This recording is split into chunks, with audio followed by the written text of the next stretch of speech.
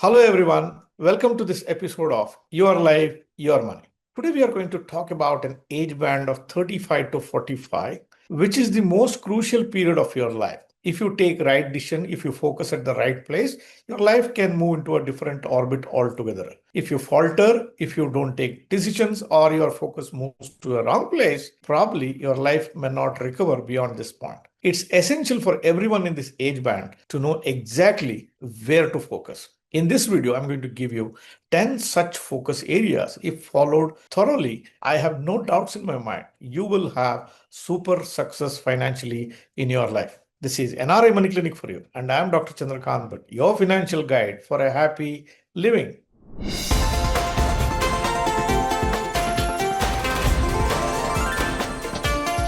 NRI Money Clinic. No hype, just the right advice. Let's look at these 10 focus areas one by one. Focus area number one, get the right focus. Where should your focus be? You should think, you should write down the statement, and you should find the right answer.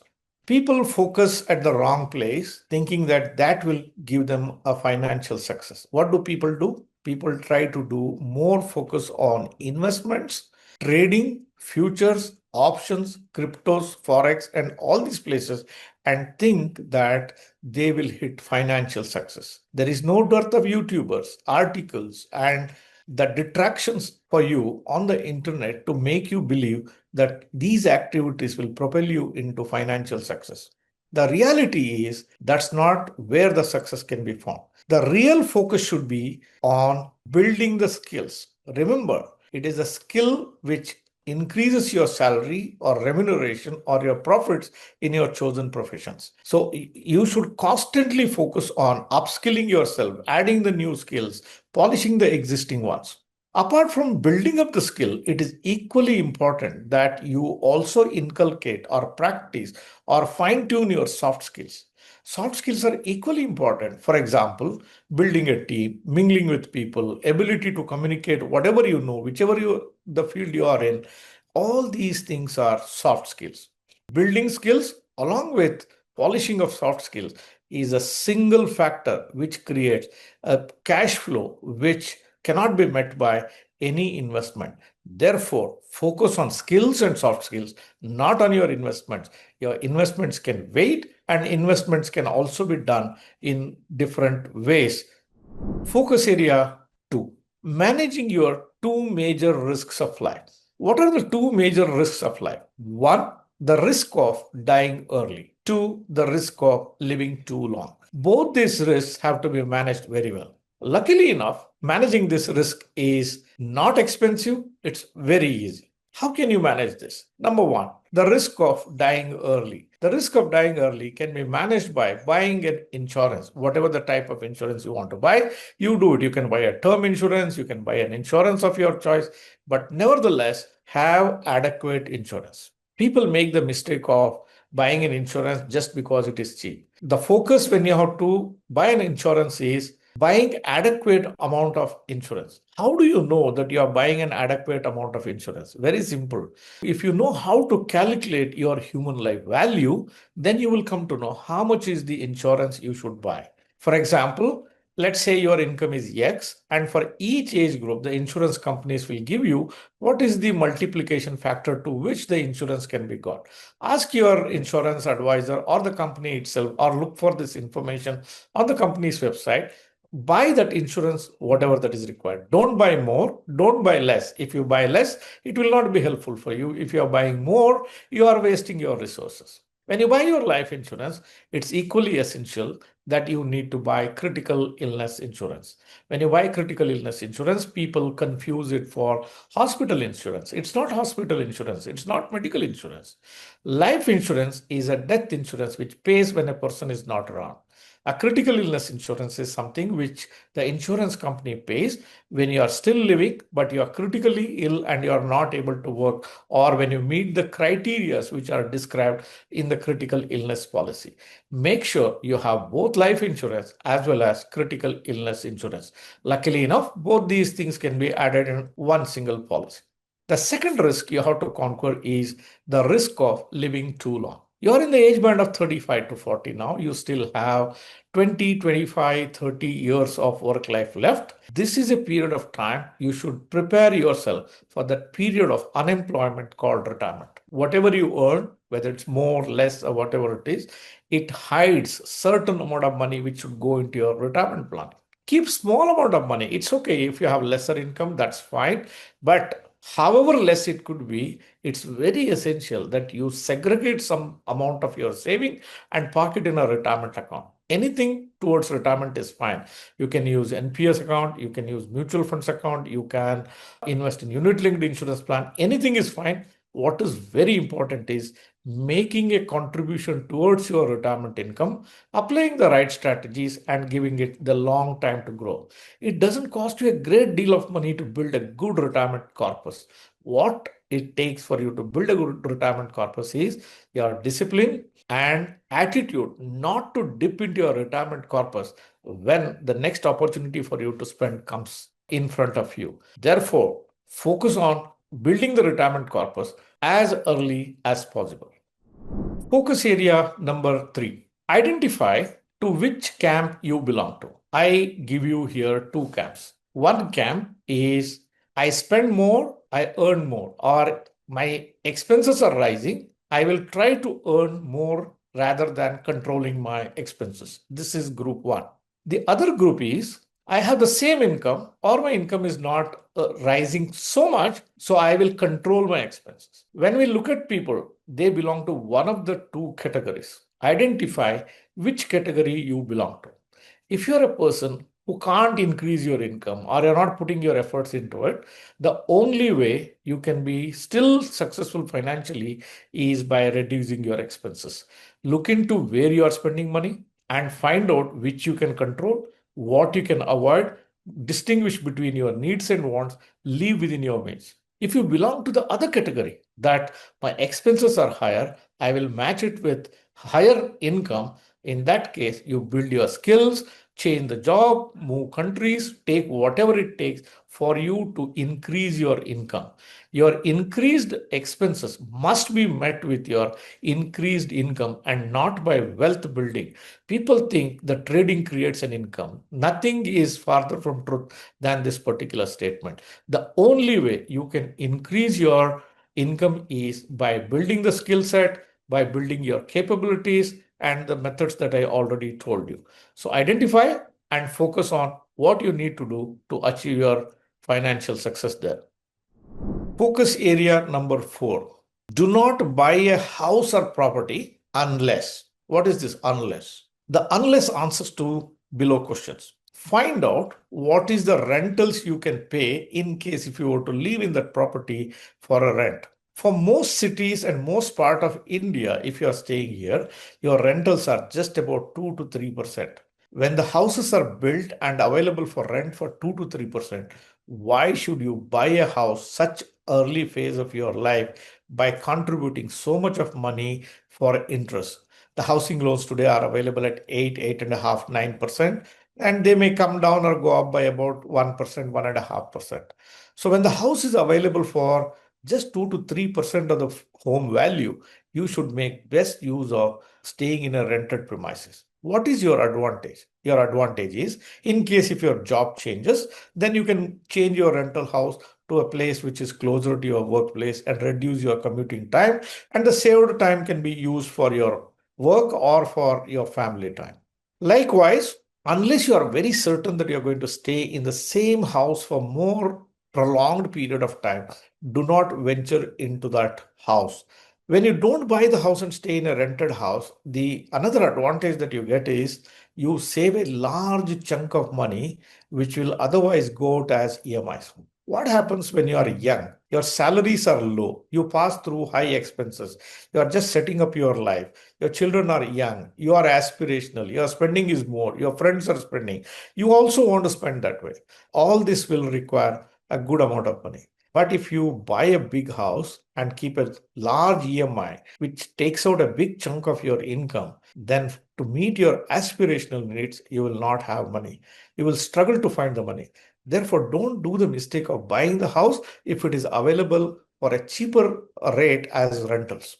When should you buy the house? You should consider buying the house, number one, once you are sure you are going to live there, or the rents that you pay and the EMI you pay for the loans, if they are similar, then there is no point in staying in a rented house. Probably you should consider buying that house. Therefore, the decision to buy the house should depend on your place of stay, rate of rentals, and the housing loan, and the EMI and your financial position. If you have large savings and you feel that I can still manage and whatever is my needs of today will not get compromised because of this house, only under such circumstances you buy the house, not otherwise. Don't come under the pressure of your peers, friends, your parents, and then get into a house and make this mistake. It's your responsibility to convince your spouse that you can set aside certain amount of money, grow it in a mutual fund portfolio or elsewhere, and whenever you decide to buy that house, you can use this money and still buy the house. The price rise that happens over a period of time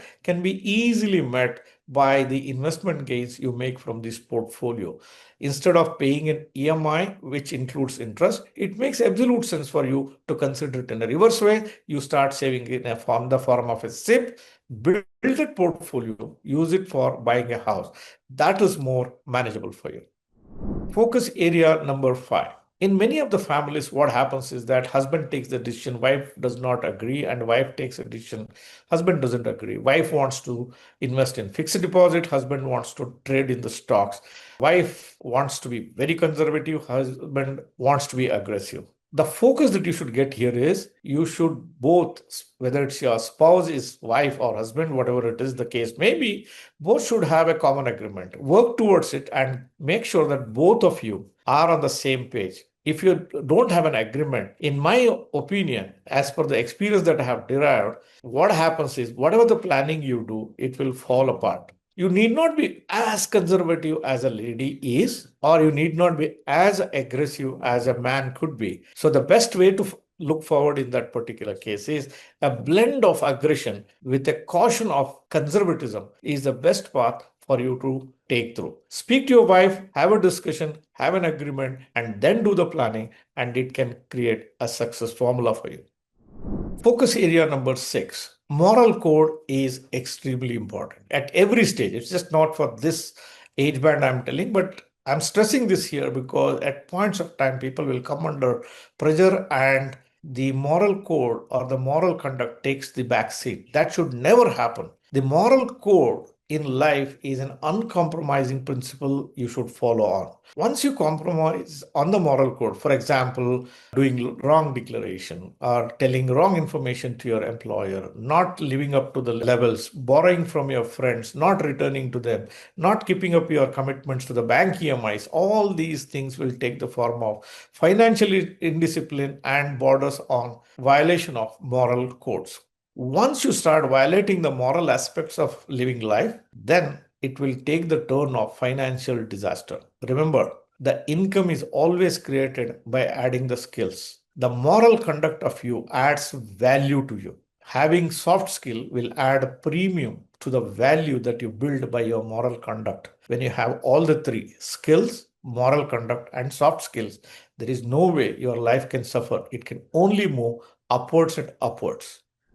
Focus area number 7. Planning your purchases. When you try to buy something which is of significant value or one time in nature, which calls for commitment of a large chunk of money, you must plan your purchases.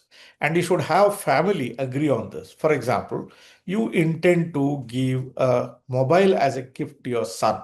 It's easy to say, I'll get you a gift of a mobile to your son. Rather, you and your son or your children or daughter, whatever it is, agree on a planning time frame and start saving towards it. And when you reach that particular goal, that is the time you buy this particular gadget. You can follow the same methodology in case if you have to give a jewelry to your wife, buy a sari or buy a car for you or anything. Whenever you try to buy something of significant value, it's a good idea. Discuss with your family, agree on a time path, give a budgetary provision for that and work towards it. It gives you immense satisfaction of achieving that goal. You will not be overshooting the budget. You will not taking impulsive decisions.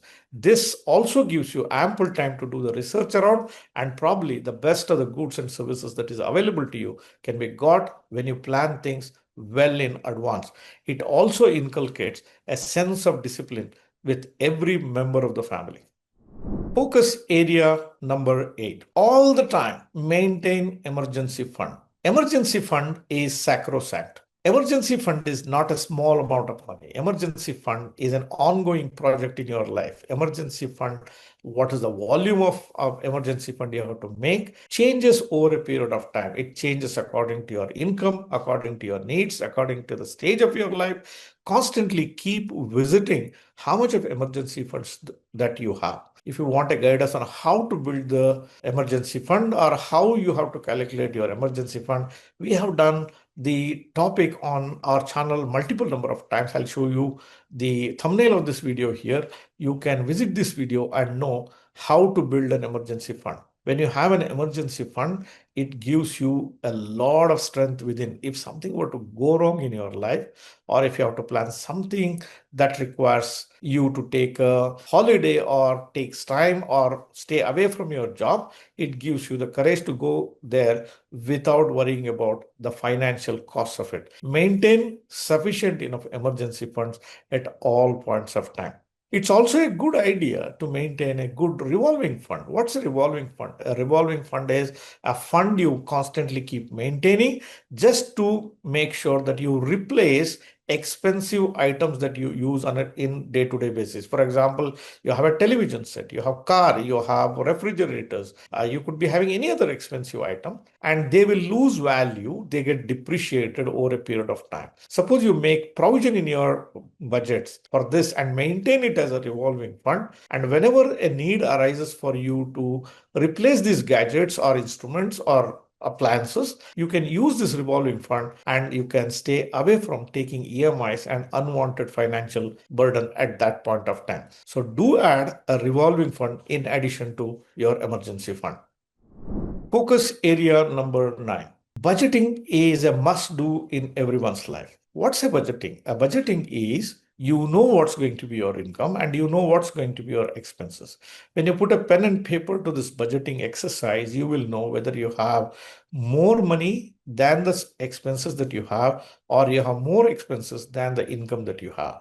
Once you do a budgeting, you know where you stand, whether you have less income or whether you have more expenses. Depending on whatever the answer you get, you can reduce your expenses or you can take meaningful steps to increase your income. Once you draw the budget, it's your responsibility to stay within the budget and spend according to the budget. When a family practices this concept of budgeting, what happens is it inculcates the sense of discipline. It gives a satisfaction to the members of the family who participate in this decision making. It could be your spouse, it could be your children, it could be your parents or anyone, that each one has a responsibility to cater to. Each one has a financial discipline to follow on. So budgeting is a cornerstone of successful financial life.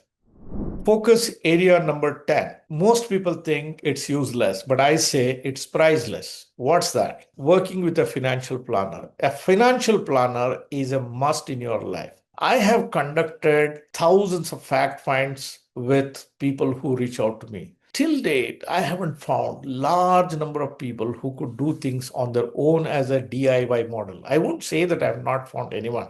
Extremely minuscule, just a handful of people who could do it with efficiency. But that's more of an exception than as a general rule. Who could be these people who have done it right? It could be that odd person who has a sense of what he needs to do, what he needs to avoid, and it's just the odd man out. It's not as a general principle. For most people, an external force is required to save, to channel their energy, to monitor, ask them to do things what they need to do at appropriate times. You would have seen these days every bit of knowledge is available on the Google. What's that's not available on the Google? In spite of having lots of this information, people still use the services. You doubt me? I'll give you some of the examples. For example, all the things your children need to study is available on the Google. Why don't you stop sending your children to school and ask them to do it on the Google? Schools are expensive. Sending them calls for time, money, coaching, and every kind of stress you go through. But still you send your children to school, which means a human touch is required there. What about medical sciences? All the things that you need to know about every drug, every side reaction, every types of surgeries people conduct, everything is available on Google. But why still you go to a doctor? Ask his opinion. Because your life is precious. You can't do mistakes. You can't absorb each and everything. You can't get the context. Knowing information is knowledge. What to apply, what not to apply, when to apply, when not to apply is a question of wisdom and experience. That is where the human touch is required. Finance is one such field which requires application of wisdom, application of plans according to individual situation. That is why financial planners will never go out of books. These days, we have got lots of fintech companies. They have come. Earlier, the financial planning used to remain only on the planner side, only on the human side. Now you have moved to the other extreme. What is the right thing for you to do today is still have a financial planner, use the services of technological platforms, whichever they come to, and create a blend of these two. Depending only on fintechs is something like you are climbing on the Mount Everest or going into the pitch darkness inside a forest, not knowing what's there in front. Don't do this particular mistake. The only exception to this categories are those handful of people whom I said earlier who could probably do things on their own. But for rest of the 99% of the people, you need a financial planner. Having a financial planner, what will you achieve? Number one, he can help you in budgeting. He can help you to allocate your resources. He can help you monitor these things. He can be an external pressure point for you to do certain things or to avoid certain things. People who have financial planners most likely will achieve their life goals without much of a trouble. So have a financial planner, and in case if you are looking out for the services of a financial planners, you can make best use of services provided by NRI Money Clinic. We have a team of experts on the ground. They are always ready to help you. How can you reach out to us? Very simple. You can send us a WhatsApp message on the number which is given in the description box below. There is a link which is provided. Click on the link, it takes you to the WhatsApp. Send your exploratory message and we will help you connect with one of the financial planners working with us. Why delay? Send the message now. Dear viewers, hope the video that I have done today helped you to understand the focus areas you should focus on between this age group 35 to 45. If it helped you to put your thoughts at the right place, do give me a thumbs up. Do not forget to share these videos with your near and dear one, friends and relatives, and on all the social media on which you are connected with. Thank you very much for watching this episode on NRI Money Clinic. I shall be back with you with yet another thought on your life, your money. Next Friday, stay safe. Jai Hind. Press the bell icon for more details and subscribe our channel.